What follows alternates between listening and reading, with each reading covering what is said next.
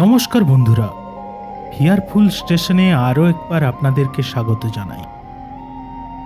আজকের গল্পটি শুরু করার আগে যদি আপনি আমাদের চ্যানেলে প্রথমবার এসে থাকেন অথবা এখনও চ্যানেলটিকে সাবস্ক্রাইব করেননি, তাহলে অবশ্যই চ্যানেলটিকে সাবস্ক্রাইব করে পাশে থাকা নোটিফিকেশন বেল আইকনটি অল করতে ভুলবেন না। আমাদের আজকের গল্পটি আশুতোষ গিরির লেখা লাশ কাটা ঘরের মকাই ডোম। এই লেখকের গল্প আপনাদের কীরকম লাগছে সেটি কমেন্ট করে জানাতে ভুলবেন না।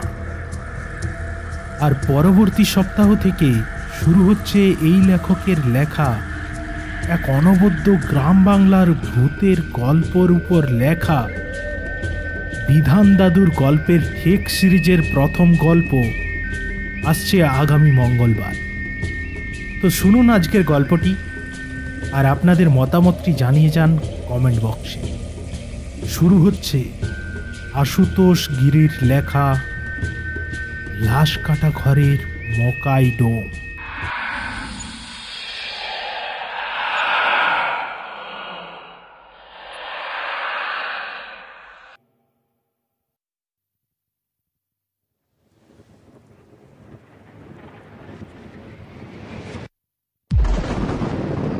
মুষলধারে বৃষ্টি শুরু হয়েছে। মর্গের লাশ কাটা টেবিলের পাশের একটা দেওয়ালে হেলান দিয়ে বসেছিল মকাই ডোম। চুল্লুর বোতল থেকে একটু একটু তরল ঢেলে নিচ্ছে গলায়। ঠিক সেই সময় বাইরে থেকে শোনা যায় একটি গাড়ির আওয়াজ। গাড়িটা ঠিক মর্গের সামনে এসেই থেমেছে। মকাই আবার কিছুটা তরল গলায় ঢেলে নিয়ে বিরক্তিসূচক শব্দ করে বলে ওঠে, এই বৃষ্টি বাদলা রাতে কোন অভাগার কপাল ভুলল কে জানে। আর এই সুযোগে সালা হারাটাও ডুব মেরেছে। কোথায় মাল মেরে পড়ে আছে কে জানে। গাড়ি থেকে স্ট্রেচারে বডিটাকে চাপিয়ে ঠেলতে ঠেলতে মর্গের ভেতরে ঢুকে দুটো ছেলে। তখনই আরো একটা বাজ পড়ল সামনাসামনি কোথাও। চুল্লুর বোতল আর ছোলা ভাজার প্যাকেটটাকে কোনার দিকে সরিয়ে রেখে উঠে সামনের বারান্দায় বেরিয়ে আসে মকাই। এই ঝড় বৃষ্টির রাতে এটাকে কোথা থেকে নিয়ে এলি রে শালারা। ওর এই গালিগালাজ ভরা কথায় যেন কিছুই মনে করেনি ছেলেগুলো। এরকম ভাব দেখিয়ে স্বাভাবিক স্বরেই উত্তর দেয় একটি ছেলে, রাস্তার ধারে পড়েছিল, এখান থেকে পুলিশ গাড়িতে চাপিয়ে নিয়ে এসেছিল হাসপাতাল, আর সেখান থেকে তোমার কাছে। যে মরেছে কিছু জানিস? ডাক্তারবাবুকে পুলিশ অফিসারের সাথে কথা বলতে শুনলাম যে বাজ পড়ে নাকি মারা গেছে। আমি নিশ্চিত করে কিছু বলেনি, আন্দাজ করছে ব্যাপারটা কাল পোস্টমর্টমের পরে বোঝা যাবে বলে। বডি থেকে মুখের কাছে সাদা চাদরটা সরিয়ে একবার দেখে নেয় মকাই। ছেলেটার বয়স আন্দাজ 30 থেকে 35-এর বেশি হবে না। বডিটা একটু উল্টে দেখতেই নজরে আসে ঘাড়ের কাছে একটা লম্বা কালশিটের মতো খয়েরি রঙের দাগ, যেটা ঘাড় থেকে নেমে গেছে পিঠ বরাবর। বডিটাকে ঠিক আগের অবস্থায় আবার ঢেকে দিয়ে মকাই বলে, সেটা তো বুঝলাম, বুঝের আর কি, ওরা তো পৌঁছে দিয়ে খালাস। এখন শালা আমাকেই কাটতে হবে। হারাটাও তো নেই, কোথায় মাল টেনে পড়ে আছে কোনো খোঁজ খবর পাইনি। আগো কাকা, আজ রাতে আর পোস্টমর্টেম হবে না। ডক্টর সান্যাল ছুটিতে গেছে, এই কাল সকালে ছাড়া কিছু হবে না। সুপার স্যার আমাদের হাতে বলে পাঠিয়েছিলেন বডিটা এখানে রেখে যেতে। তবে আসি গো কাকা, সাবধানে থেকো। মকাই কোনো কথা বলে না। তার ঠোঁটের কোণায় যেন ফুটে উঠেছে এক রহস্যময় হাসি। ছেলেটা আবারও বলে ওঠে, কি হলো কাকা, আমরা তাহলে আসি? আয় আয়। ছেলে দুটো বেরিয়ে যাওয়ার পর তাদের গাড়িটার চলে যাওয়ার শব্দ পেয়ে মকাই নিশ্চিন্ত মনে পুনরায় এসে বসে মদের বোতলটা নিয়ে। কয়েক ঢুক খাওয়ার পর নিচে নিচেই বলতে থাকে, কাজটা কি করা ঠিক হবে? যদি ধরা পড়ে যাই? পকেট থেকে বিড়ি আর দেশলাই বার করে বিড়ির দুই দিকে ফু দিয়ে জ্বালিয়ে নিয়ে একটা টান দিয়ে এক মুখ ধোঁয়া ছেড়ে আবার বলে ওঠে, ঝড় বৃষ্টির এত রাতে এই নির্জন জায়গায় কে বা দেখবে? আর মরা বডিগুলো যদি দেখে, তারা তো আর উঠে এসে বলতে পারবে না যে মকাই ডমেই এই কাজ করেছে।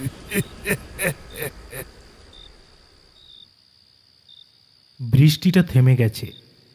আকাশ পরিষ্কার করে পূর্ণিমার পূর্ণ চাঁদ দেখা দিয়েছে। ডেড বডিটাকে ভালো করে চাদরে মুড়ে কাঁধে তুলে নিয়ে ঘর থেকে বাইরে বেরিয়ে একবার সতর্ক দৃষ্টিতে চারিদিকে দেখে নিল মকাই। না, দূর দূর পর্যন্ত কাউকে দেখা যাচ্ছে না। লাশ কাটা ঘরের পাশের বিশাল কৃষ্ণচূড়া গাছটার মাথায় আওয়াজ করে একটা পেঁচা এসে বসল। পিচ্ছল মাটির রাস্তার উপর সাবধানে পা ফেলে পশ্চিমের জঙ্গলের দিকে এগিয়ে যায় মকাই।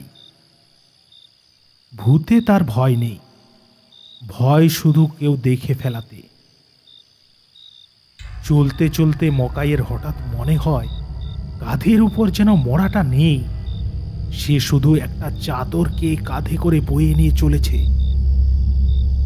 সাথে সাথে সেটাকে নামিয়ে চাদরটা একটু সরিয়ে দেখে, না, মরা তো নির্বিকার রয়েছে চাদরের ভেতরে।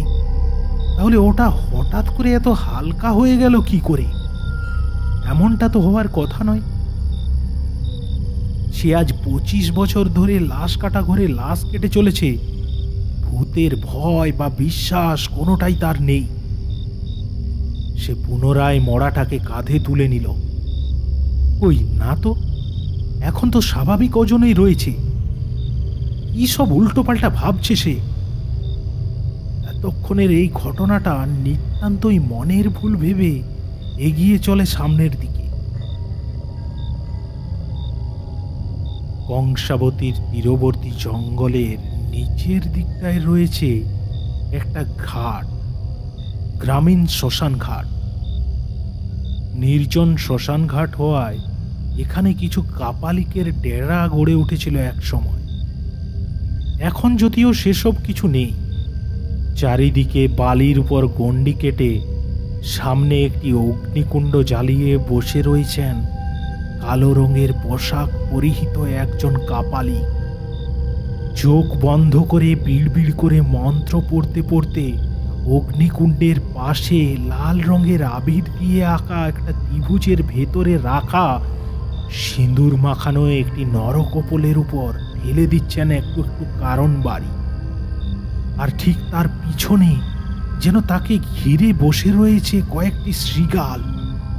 নরকপলের উপর কারণ বাড়ি ঢালার সাথে সাথে সেই ধূর্ত শৃগালগুলির চোখ যেন আরো উজ্জ্বল হয়ে উঠছে, আর আকাশের দিকে মুখ তুলে ডেকে উঠছে মানুষের মনে ভয় জাগানো সুরে। হঠাৎ জঙ্গলের শেষ ভাগে শুকনো পাতার উপর কারো পায়ের শব্দ শুনে শৃগালগুলো ছুটে নদীর তীর বরাবর অদৃশ্য হয়ে গেল। কাপালিকের ঠোঁটের কোণায় ফুটে উঠেছে এক রহস্যময় হাসির ঝিলিক। সামনের মাটির সরা থেকে এক মুঠো কি সাদা গুঁড়ো তুলে নিয়ে ছুঁড়ে দিল আগুনের মধ্যে। আগুনটা যেন আরো দাউ দাউ করে ছড়িয়ে পড়ল চতুর্দিকে। তারপর চোখ বন্ধ করে শান্তস্বরে বলল, তুই এসেছিস, আয় আয়, আমি জানতাম তুই আসবি। আগন্তুক ব্যক্তি সামনের দিকে এগোতে যেতেই কাপালিক হাত তুলে বাধা দিয়ে ধমকের সুরে বলে ওঠে, না, একদম ওই গন্ডির ভেতরে আসবি না, ওখানে নামিয়ে রাখ। আবার বাঁ দিকে কাশি ঝোপের দিকে আঙুল দেখিয়ে বলে, ওখানে একটা বোতল আর তোর মজুরি রাখা আছে, নিয়ে কেটে পড় এখন।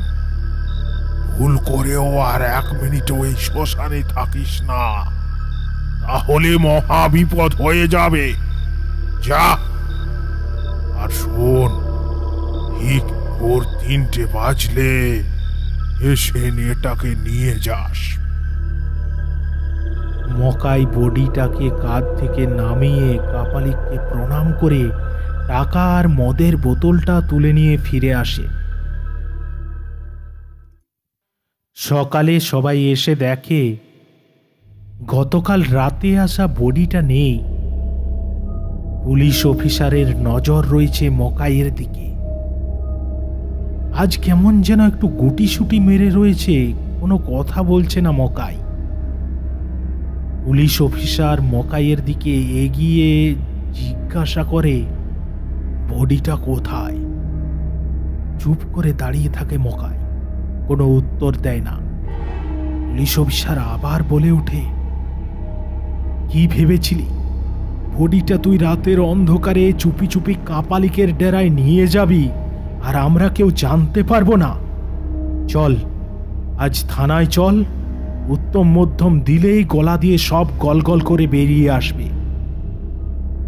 চুলের মুঠি ধরে টানতে টানতে গাড়িতে বসায় মকাইকে। এবার গলা দিয়ে একটা অস্ফুট স্বর বেরিয়ে আসে তার, না, আমি কিছু করিনি।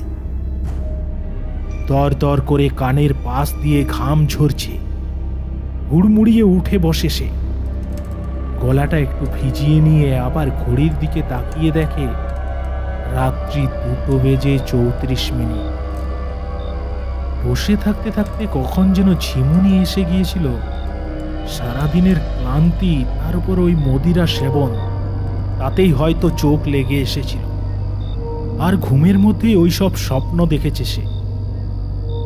মদের বোতলটা তুলে কিছুটা গলায় ঢেলে উঠে পড়ে। না, এবার যাওয়া দরকার, যেতে যেতেই 3টে বেজে যাবে। শ্মশানে পৌঁছেই অবাক হয়ে দেখে মকাই সে যেভাবে বডিটাকে সেখানে রেখে গিয়েছিল সেটা সেখানে সেভাবেই পড়ে রয়েছে। কাপালিকও তার আসনে সেভাবেই চোখ বন্ধ করে বসে রয়েছেন। তবে কাপালিক যে বলেছিল সব সাধনার জন্য একটা বডি চাই, আর মকাই তো শুনেছে সব সাধনা হয় সবের উপর বসে। তাহলে ওসব ভেবে তার কি লাভ? সে তো তার প্রাপ্য টাকা পেয়ে গেছে। কাপালিকের কাছে তো আর সে সব সাধনা শিখতে আসেনি।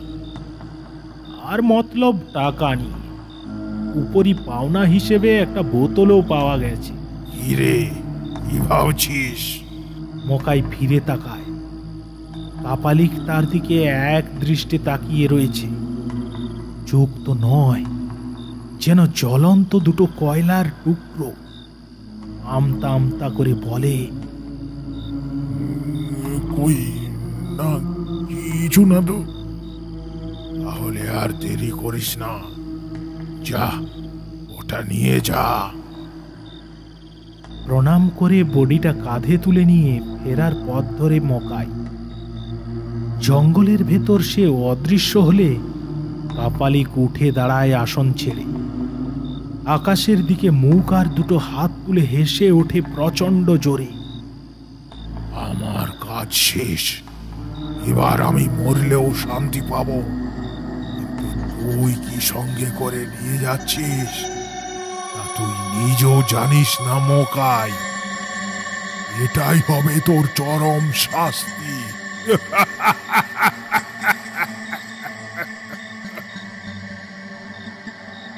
চলতে চলতে মকাইয়ের মনে হয় কাঁধের মোড়াটা যেন অস্বাভাবিক রকমের ভারী হয়ে উঠেছে।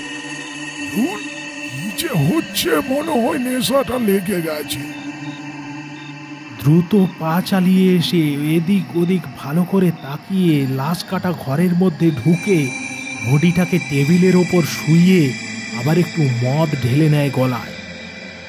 ঘরের দরজাটা বন্ধ করে যাওয়ার সময় তার মনে হয় বডিটা হঠাৎ করে যেন একবার নড়ে উঠল না। ভাবে নেশার ঘরে যত সব উল্টো পাল্টা দেখতে পাচ্ছে সে, একটু ঘুমিয়ে নেওয়া দরকার। কিন্তু আজ বিছানাতে এসে শুয়ে পড়ার পরেও আর কিছুতেই যেন ঘুম আসছে না। একটা অপরাধ বোধ যেন তার বুকের মধ্যে চেপে বসেছে। নিঃশ্বাস নিতেও কষ্ট হচ্ছে। সেই 16 বছর বয়সে বাবার হাত ধরে এই ঘরে প্রথমবার এসে ঢুকেছিল সে। বাবা ছিল এখানকার প্রধান ডোম, আর নবীন কাকা বাবার সহকারী। নবীন কাকা তাকে নিজের ছেলের মতোই ভালোবাসত। নিজের হাতেই কাজ শিখিয়েছে তাকে। আজ মকাই প্রধান ডোম, আর নবীন কাকার ছেলে হারাধন তার সহকারী। হারাধনও মকাইকে নিজের বড় দাদার মতো ভালোবাসে। 25টা বছর কেটে গেছে এখানে এই কাজ করতে করতে, কিন্তু কোনোদিনও মকাই এরকম কাজ করেনি। কাপালিক 3 মাস আগেও তাকে এ কথা বলেছিল, কিন্তু সে রাজি হয়নি। তবে আজ কি যে হলো! তার ছেলেপুলে নেই, বাড়িতে অসুস্থ স্ত্রী, সামান্য মাইনে যা পায় তাতে বইয়ের ওষুধ আর চিকিৎসা চালাতেই অর্ধেকের ওপর শেষ হয়ে যায়। এই বর্ষার আগে যদি চালে নতুন খড় চাপানো না হয় তাহলে মাটির দেওয়াল ভেঙে পড়বে। কিন্তু কিছুতেই যেন কুলিয়ে উঠতে পারছিল না সে। তাই কাপালিকের দেওয়া 2000 টাকার জন্যই এই কাজ করতে বাধ্য হয়েছে। এতে চাল সারানো হয়ে গিয়েও কিছুটা টাকা বাঁচবে। কাল হারা কাজে এলে পরশুদিন একবার ঘর থেকে ঘুরে আসতে হবে, বউটাকেও একবার দেখে আসা হবে, আর নতুন খড়ের বায়নাটাও দিয়ে আসা হবে। এই মাসেই চালাটা সারিয়ে নেওয়া যাবে। এইসব ভাবতে ভাবতে উঠে বসে আবার একটা বিড়ি ধরায়। ততক্ষণে জানালা দিয়ে ভোরের আলো এসে ঢুকেছে ঘরের মধ্যে। পরদিন মর্গের কাজ শেষ হতে প্রায় বিকেল হয়ে গেল। ডক্টর সান্যাল আসতে পারেননি, তাই দুপুর 3টের সময় এলেন ডক্টর বরাট, এবং তার উপস্থিতিতে কাজ সম্পন্ন হয়েছে। তিনিই জানিয়েছেন রিপোর্ট সব স্বাভাবিক রয়েছে, বাজ পড়েই মৃত্যু হয়েছে। মৃত ব্যক্তির আত্মীয় পরিজনের কোনো খবর পাওয়া যায়নি। পুলিশ জানিয়েছে সে এক পাগল ভিখারি ছিল, রাস্তার পাশে বসে নাকি ভিক্ষে করত। তাই বডির সৎকারও হলো না। সেই লাশ রাখার ঘরটাতেই এই লাশটারও ঠিকানা হলো। লাশটাকে সে ঘরে বয়ে নিয়ে যেতে যেতে মকাই যেন শরীরে একটুও জোর পাচ্ছিল না। পাবেই বা কি করে? সমস্ত কাজটা তাকে একাই করতে হয়েছে। হারা আজও আসেনি। সব কাজ শেষ করে স্নান সেরে যখন বাইরের দিকে বংশীর চা দোকানের উদ্দেশ্যে বেরোলো, তখন বেলা প্রায় পড়ে এসেছে। বংশীর চা দোকানের আড্ডা আজ যেন একটুও ভালো লাগছিল না তার। তার উপর শরীরটাও খুব ক্লান্ত লাগছিল। চায়ের শেষ চুমুকটা দিয়ে এক বান্ডিল বিড়ি নিয়ে বংশীকে খাতায় হিসেবটা তুলে রাখতে বলে রুমের দিকে পা বাড়ায়। তখন রাত্রি প্রায় 9টা হবে। না, আজ একটু তাড়াতাড়ি শুয়ে পড়তে হবে। সারা রাতে ঘুম হয়নি। হারার শরীরটাও খারাপ করেছে নাকি কে জানে। কালকে একবার সময় পেলে ঘুরে আসতে হবে হারার বাড়ি থেকে। এইসব ভাবতে ভাবতে নিজের মনেই সরু পথ ধরে হেঁটে চলেছে মকাই। হঠাৎ এক সময় থমকে দাঁড়ায়।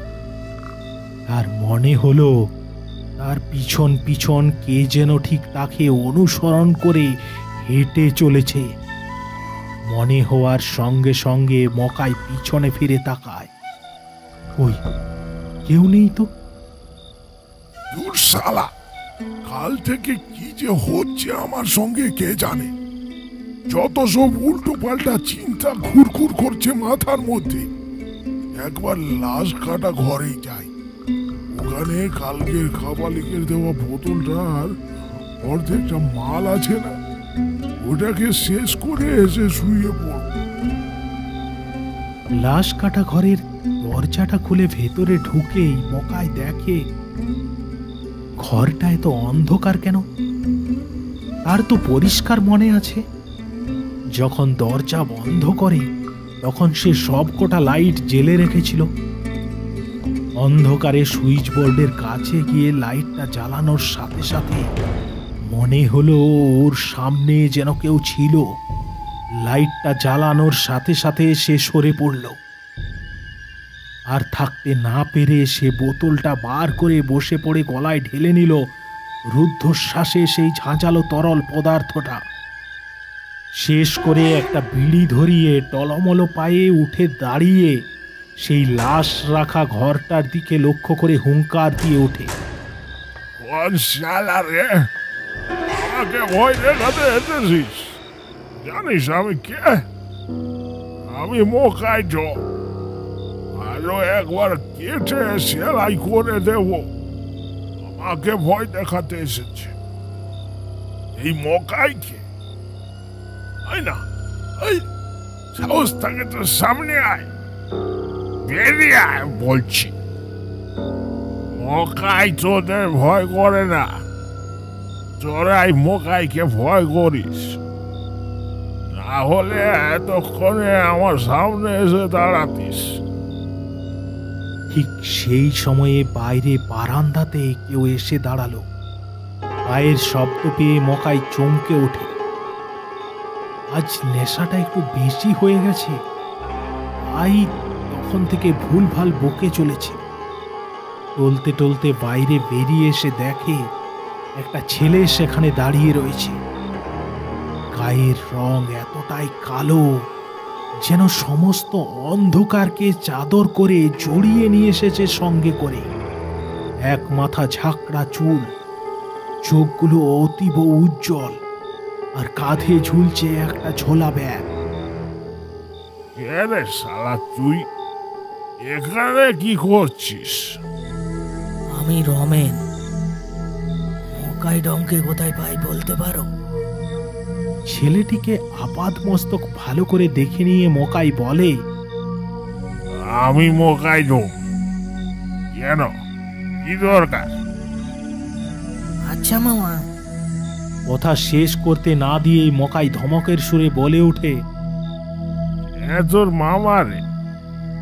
আমার শালা তিন কুলে কোনো ভাই বোন নেই, আবার ভাগ্নে আসবে কোথা থেকে? না মানে আমার মামা হারান ডোম, ওর শরীরটা খুব খারাপ, তাই তোমার কাজে অসুবিধা হবে ভেবে আমাকে পাঠালো তোমাকে সাহায্য করার জন্য। এবার মকাই যেন একটু স্বাভাবিক হয়ে বলল, আগে বলবি তো, কি হয়েছে হারান? পড়াশোনা কিছু? না না, এমন কিছু নয়, ওই জ্বর এসেছে আর শরীরটা দুর্বল। ও আচ্ছা, তুই এসব কাজ পারবি করতে?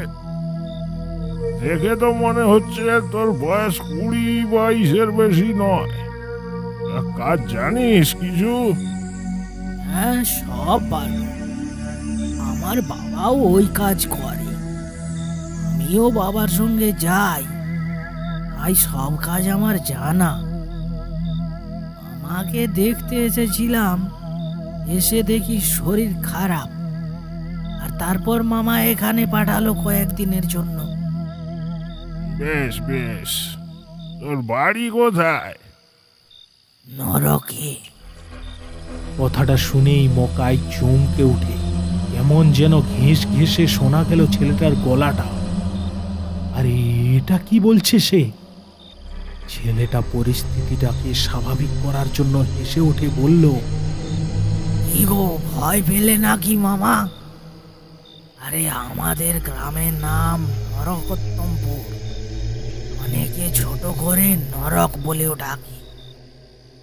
মকাই মনে মনে ভাবে, কি বিচিত্র নাম রে বাবা, কে জানে, হতেও পারে। ছেলেটা বড় ভালো, আজ দুদিন হলো এসেছে, এরই মধ্যে মকাইকে একেবারে আপন করে ফেলেছে।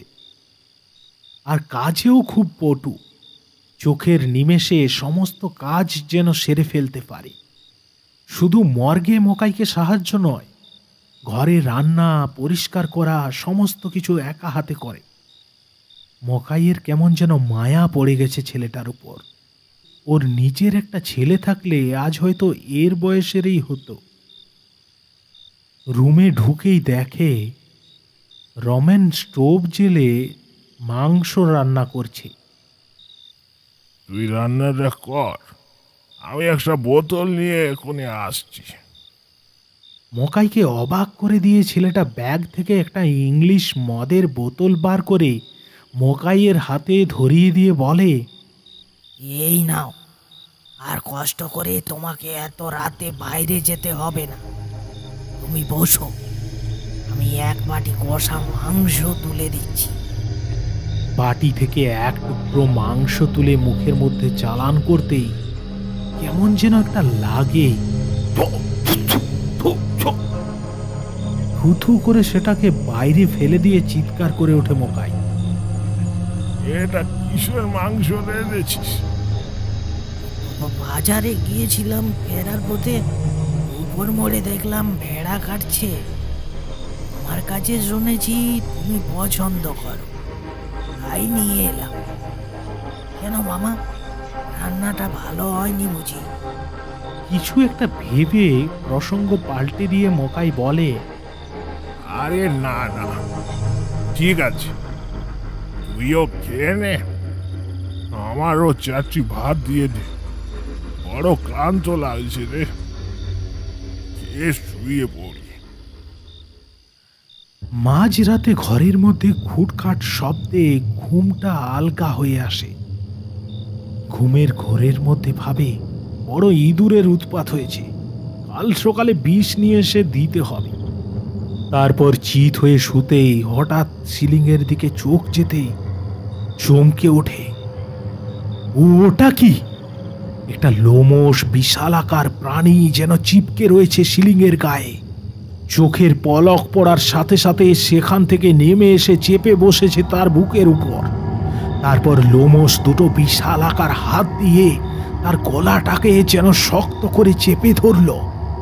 ছটপট করতে থাকে মকাই, কিন্তু মুখ দিয়ে কিছুতেই যেন কথা সরছে না। শেষে গলা দিয়ে একটা আর্তনাদ বেরিয়ে এলো।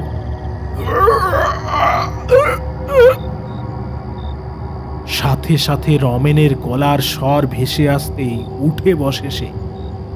ততক্ষণে সেই প্রাণীটা যেন হাওয়ায় মিলিয়ে গেছে।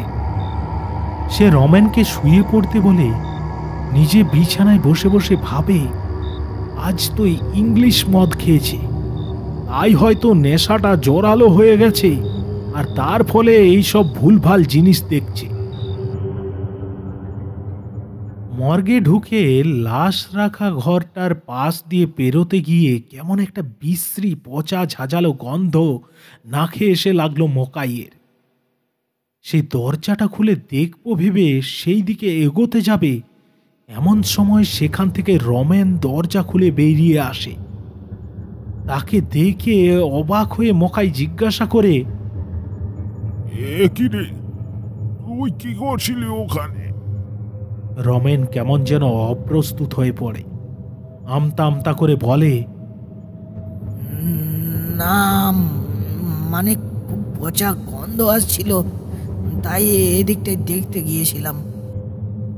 আয়, চলে আয়, আর কখনো যাস না ওদিকে।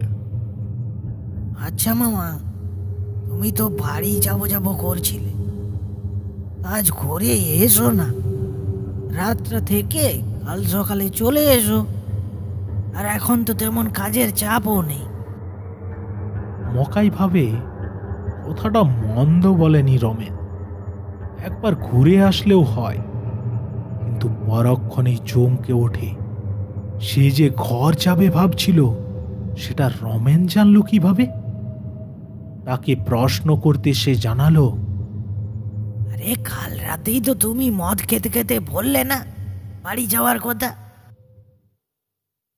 মকাই ভাবলো হয়তো হবে, আজকাল আর তার সব কথা যেন মনে থাকছে না। বাসটা যখন লক্ষণপুর মোড়ে দাঁড়ালো তখন প্রায় সন্ধে হয়ে এসেছে। লক্ষণপুর মোড় থেকে কাঁচা মাটির রাস্তা ধরে 1 কিলোমিটার পায়ে হেঁটে যেতে হবে মকাইকে। এখানে কোনো রিক্সা চলে না, সবাই পায়ে হেঁটে যাতায়াত করে। অগত্যা হাঁটতে শুরু করে মকাই। কিছুটা হাঁটার পর পথটা ঢুকেছে বাঁশ বনের মধ্য দিয়ে। একে অন্ধকার রাত, তার উপর বাঁশ গাছগুলো ডাইনি বুড়ির মাথার চুলের মতো ঝুঁকে পড়ে যেন পথটাকে আরো অন্ধকার করে তুলেছে। গ্রামের অনেকেই বলে এই বাঁশ বাগানটা খুব একটা ভালো জায়গা নয়, এখানে তেনাদের নাকি অবাধ বিচরণ। ধুর, এসব কোনো কথাই মকাই পরোয়া করে না, সে নিজের মনেই ঢুকে পড়ে। কিছুটা চলার পরে তার মনে হয় কেউ যেন তার পিছন পিছন হেঁটে আসছে, ঠিক সেই আগের দিন রাতের মতোই। গলা শুকিয়ে কাঠ হয়ে আসছে, কানের দুপাশ দিয়ে বয়ে চলেছে ঘামের ধারা, পাগুলো কেমন যেন অবশ হয়ে আসছে। একটা ঠান্ডা শিহরণ অনুভব করলো শির দ্বারা বরাবর। অনেকবার তো এই পথে যাতায়াত করেছে, কিন্তু কোনোদিনও তো তার এরকম অনুভূতি হয়নি। হাতে ধরে থাকা হলদেটে আলোর টর্চের আলোটা পিছনে ফেলে ঘুরে তাকাতেই দেখে ওই কিছুই তো নেই। হয়তো নিস্তব্ধ ফাঁকা রাস্তাতে তার নিজের পায়ের শব্দটাই প্রতিধ্বনিত হয়ে মনে হচ্ছে যেন কেউ হেঁটে চলেছে তার সঙ্গে।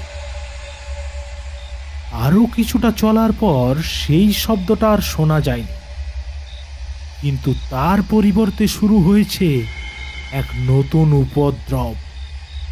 বড় বড় গাছগুলোকে নুইয়ে দিয়ে কি একটা যেন লাফিয়ে লাফিয়ে এগিয়ে আসছে মকাইয়ের দিকে, আর নিস্তব্ধতা ভঙ্গ করে কাকেদের আর্ত চিৎকার যেন সমস্ত জঙ্গলটাকে কাঁপিয়ে তুলেছে।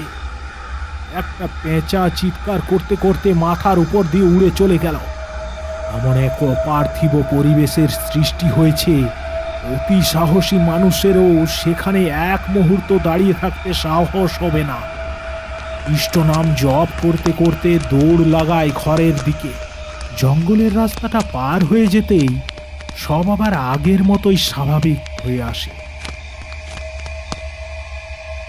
ঘরের মাঝখানে হারিকেনের আলোটা জ্বলছে। মকাই খেতে বসে দেখে বউ লাল শাক আর ভেড়ার মাংস রান্না করেছে। এক টুকরো মাংস তুলে মুখে দিতেই মনটা পরম তৃপ্তিতে ভরে ওঠে। আর রমেনটা কি যে কি রান্না করেছিল কে জানে। 2 পিসের বেশি সে সেদিন খেতেই পারেনি, তাও মদ ছিল বলে, না হলে হয়তো মুখেই তুলতে পারতো না। খাওয়া শেষ করে জলের ঘটিটা তুলে নিয়ে বাইরে এসে হাত ধুতে ধুতে মকাই বলে, নে বউ, এবার খেয়ে শুয়ে পড়, অনেক রাত হয়েছে। আমি একটু এখানটায় বসি, পরে শুয়ে পড়ব। কাল সকালে আবার বাস ধরতে হবে। ঘুমের মধ্যে মকাই ঘরের ভেতর একটা হুটোপুটি ও ছটপটানির শব্দ শুনতে পায়। কিছুক্ষণ পর মনে হয় কারো গলা দিয়ে যেন একটা গোঙানির শব্দ বার হয়ে আসছে। বিশেষ পাত্তা দেয়নি সে, নিশ্চিন্ত মনে ঘুমিয়ে থাকে। কারণ এ ঘটনা আর নতুন নয়, প্রতি রাতে সে এই একই স্বপ্ন দেখে, আর ঘুম থেকে উঠে দেখে কোথাও কিছু নেই। পরদিন সকালে উঠে মুখ হাত ধুয়ে এসে ঘরে দেখে তার বউ তখনও ওঠেনি। কিন্তু এমনটা তো হয়নি কোনোবারে। শরীর টরীর খারাপ করেছে ভেবে ঘরের মধ্যে ঢুকে বউকে তুলতে যায় মকাই। মুখের চাদরটা একটু সরিয়ে অবাক বিস্ময়ে দুপা পিছিয়ে আসে। শরীরটা বরফের মতো ঠান্ডা, চোখগুলো ঘরের চালের দিকে স্থির হয়ে রয়েছে, যেন সেখানে বীভৎস কিছু একটা দেখে চোখগুলো ঠিকরে বেরিয়ে আসতে চেয়েছিল গতকাল রাত্রিবেলা।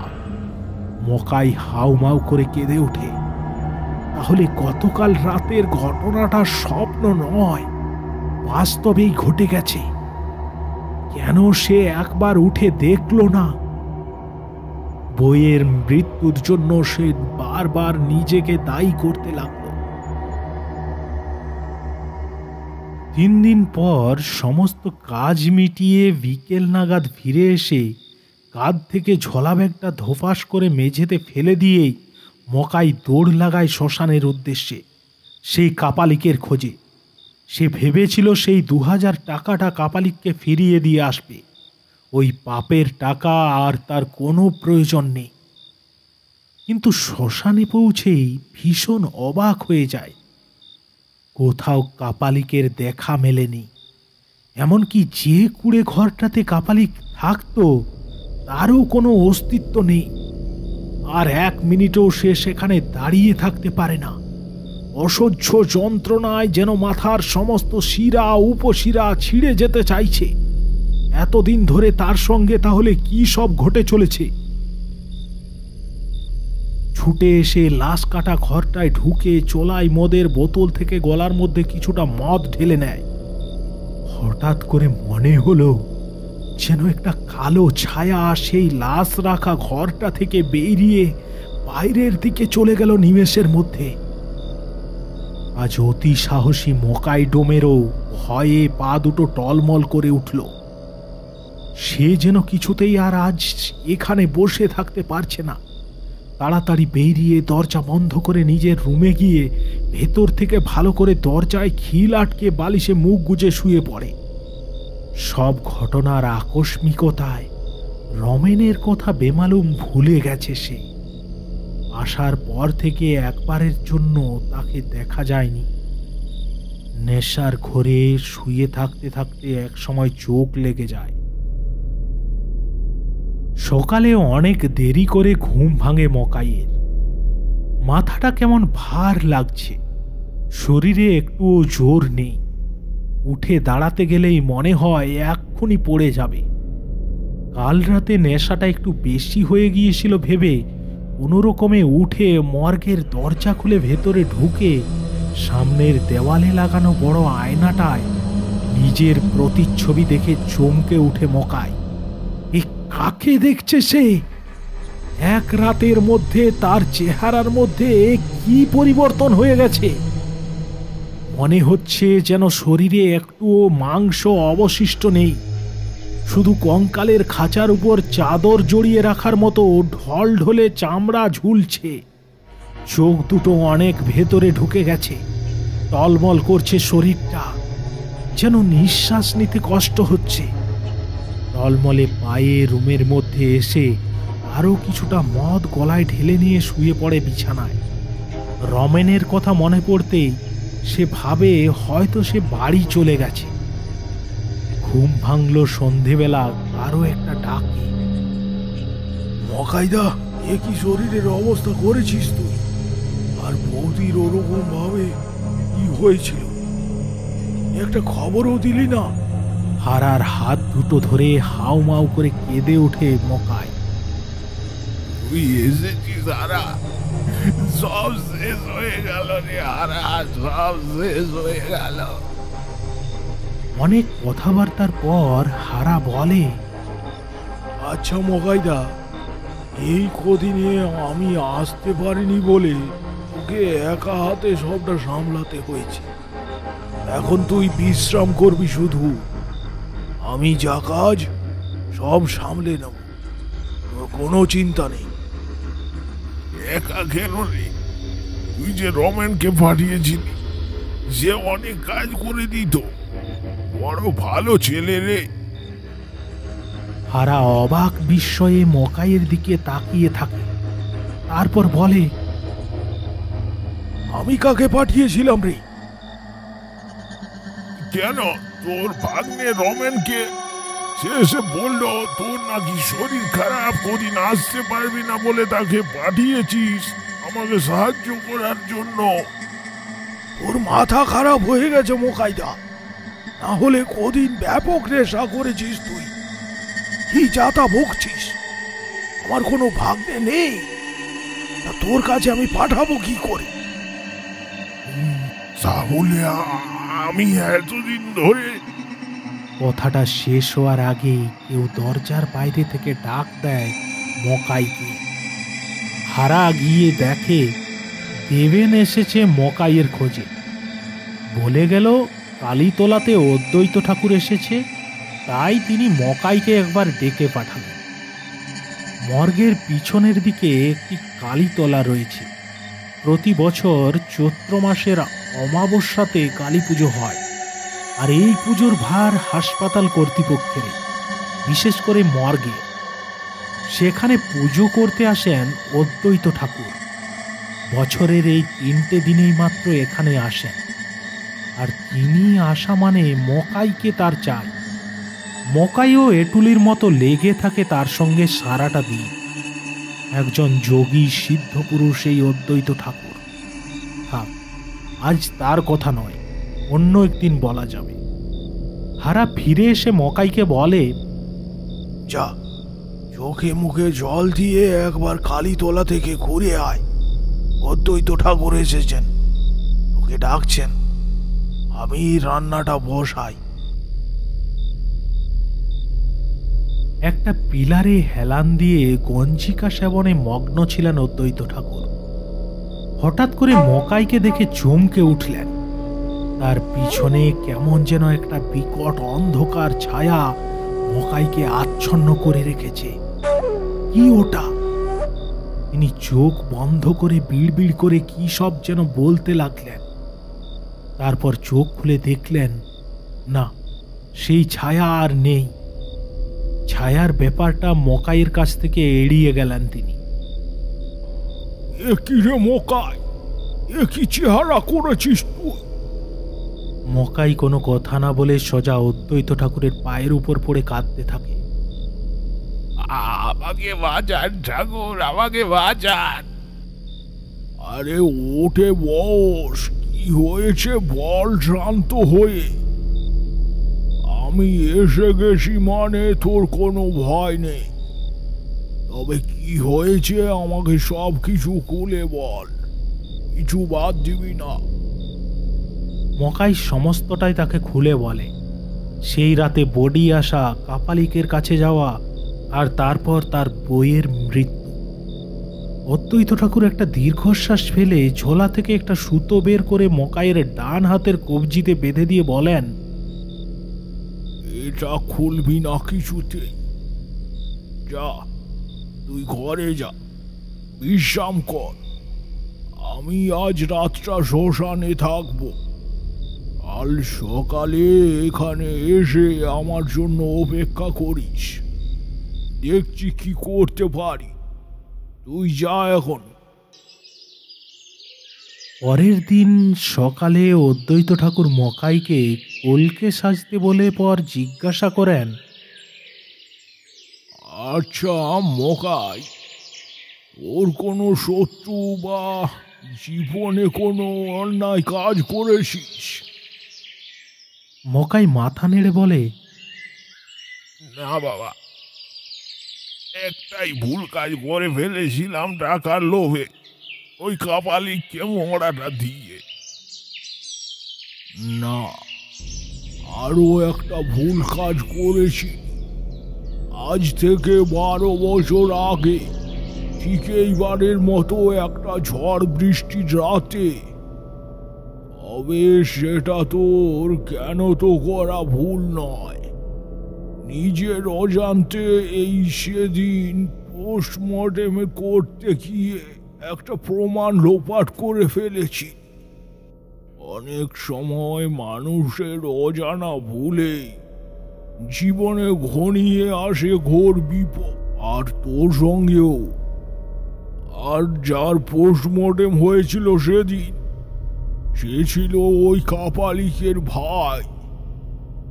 ওই কাপালিক কোনো সব সাধনার জন্য তোর কাছে বডি চায়নি, আর ওটা কোনো ডেড বডিও নয়।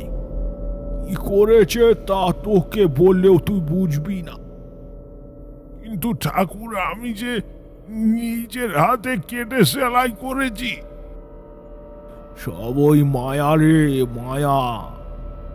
আর সেদিন রাতে তুই যাকে শ্মশান থেকে বয়ে নিয়ে এসেছিলি, সে ছিল নরকের এক ভয়ানক পিশাচ।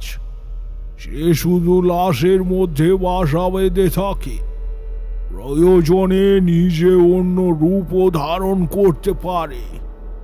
পরে সে রমেনের রূপে তোর সামনে প্রকট হয়েছিল হারার ভাগ্নের পরিচয় দিয়ে।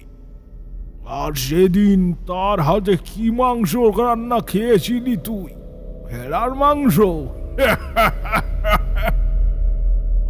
ওটা কোনো ভেড়ার মাংস ছিল না, ওটা ছিল ওই লাশ রাখা ঘর থেকে লাশের শরীর থেকে কেটে আনা মানুষের মাংস।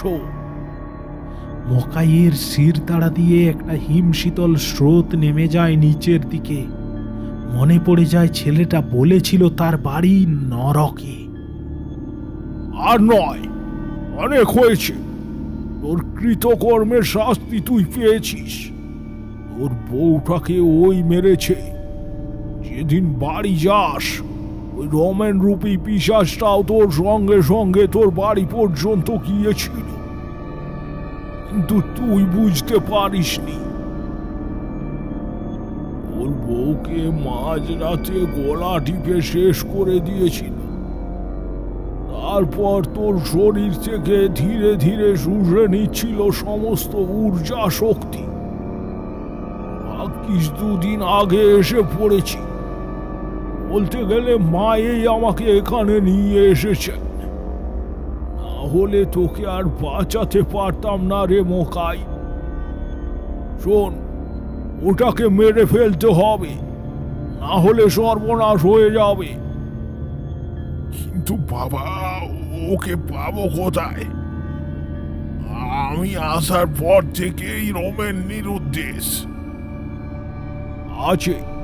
সে তার জায়গাতেই আছে, ঠিক সময়ে তোকে বলে দেব। শোন, হাতের ওই সুতোটা খুলবি না, আর মায়ের পুজোর পার না হওয়া পর্যন্ত তুই লাশ কাটা ঘরে ঢুকবি না। যা করার ওই পুজোর দিন রাতেই করতে হবে। মায়ের ঘট আনার পরে শুভ শক্তির আগমনে ওই অশুভ শক্তি দুর্বল হয়ে পড়বে, সে বাইরে বেরোতে পারবে না। কিন্তু যা কিছু করতে হবে তোকে একা হাতে। আমি বলির পুজো শুরু করার পর বলি প্রদানের আগে পর্যন্ত, মানে মাঝখানের সময়টুকুর মধ্যে তোকে কাজটা করে মায়ের থানে ফিরে আসতে হবে। আমি জানি তুই পারবি। পুজো শুরু হয়েছে। মায়ের মূর্তিটাকে যেন একটু বেশিই উগ্র মনে হচ্ছে। আজ যেন অশুভ শক্তিকে নাশ করার জন্য তিনি খাড়া হাতে তুলে নিয়েছেন। মকাই ষষ্ঠাঙ্গে প্রণাম করে উঠে পড়ল। বলি পুজোর প্রস্তুতি চলছে। সবার নজর এড়িয়ে মকাইকে কাছে ডেকে অদ্বৈত ঠাকুর তার ঝোলা থেকে একটা ছোট্ট ত্রিশূল বার করে হাতে দিয়ে কানের কাছে মুখ নিয়ে এসে বলল, যা, মাকে স্মরণ করে বেরিয়ে পড়। তোর কোনো ভয় নেই। ওই লাশ রাখার ঘরের মধ্যে দেখবি সেই বডিটা রয়েছে। সেটাকে খুঁজে বার করে বুকের মধ্যে মাকে ডেকে এই ত্রিশূলটা গেঁথে দিবি। তারপর বেশি দেরি করিস না, এখানে ফিরে আসবি। তবে খুব সাবধান, হাতের সুতোটা যেন পড়ে না যায়। মকাই ভয়ে ভয়ে ঘরের দরজা খুলে ভেতরে ঢুকে ঘরটার ভেতরে সেই আঁশটে পচা গন্ধটা যেন তার গা গুলিয়ে ওঠে। কোনো রকমে নিজেকে সামলে দুটো বডি সরাতে দেখতে পায় সেই বডিটাকে, কিন্তু তখন এই ঘরের মধ্যে যেন ঝড় উঠেছে, শোঁ শোঁ করে বাতাস বইছে। মকাই কাল বিলম্ব না করে জয় মা বলে ত্রিশূলটা বসিয়ে দেয় সেই বডির বুকে। সাথে সাথে একটা রক্ত জল করা আর্তনাদ ভেসে এলো ওই লাশের গলা থেকে। বডিটা ধীরে ধীরে ছাইয়ে পরিবর্তিত হতে লাগলো। তারপর সেই ছাইগুলো ঘরের ভেতর বাতাসে আস্তে আস্তে মিশে যেতে লাগলো। মকাই আর সহ্য করতে পারছে না, মনে হচ্ছে এখানেই পড়ে যাবে, কিন্তু না, ঠাকুর বলেছে ফিরে যেতে হবে। তাড়াতাড়ি বাইরে বেরিয়ে এসে দরজা বন্ধ করে টলতে টলতে কালীতলায় এসে দেখে কেউ নেই সেখানে, শুধু অদ্বৈত ঠাকুর দাঁড়িয়ে আছেন দাওয়ার উপর। ঠাকুরের পায়ের কাছে গিয়ে জ্ঞান হারিয়ে পড়ে যায়। এদিকে ধীরে ধীরে ভোরের আলো ফুটে আসছে। অদ্বৈত ঠাকুর গঙ্গা জলের ঘটি থেকে মকাইয়ের চোখে মুখে ছিটে দিতে দিতে বলে, ওঠ মকাই, ওঠ, বিপদ কেটে গেছে। এই নরকের জীব ধ্বংস হয়েছে মায়ের রোষানলে, আর তোর কোনো ভয় নেই। এই যাত্রায় বেঁচে গেলি, আর এরকম ভুল কখনো করবি না। চোখ মেলে উঠে বসে। আজ আবার তার শরীরে সেই শক্তি ফিরে এসেছে। মকাই উঠে প্রণাম করতে গেলে তিনি বাধা দিয়ে বলেন, না, থাম থাম, ওই বেটিকে গিয়ে প্রণাম কর, এই তোকে বাঁচিয়ে নিয়েছে। আজ শুনলেন আশুতোষ গিরির লেখা লাশ কাটা ঘরের মকাই ডো। তো গল্পটি কিরকম লাগলো সেটি কমেন্ট করে জানাতে ভুলবেন না আমাদের কমেন্ট বক্সে। আর যদি আপনি আমাদের চ্যানেলে প্রথমবার এসে থাকেন অথবা এখনো চ্যানেলটিকে সাবস্ক্রাইব করেননি, তাহলে অবশ্যই চ্যানেলটিকে সাবস্ক্রাইব করে পাশে থাকা নোটিফিকেশন বেল আইকনটি অল করতে ভুলবেন না। যদি আপনার লেখা কোনো গল্প আমাদের পাঠাতে চান তাহলে fs.sendstory2022@gmail.com পাঠিয়ে দিন এই ঠিকানায়। শুভরাত্রি।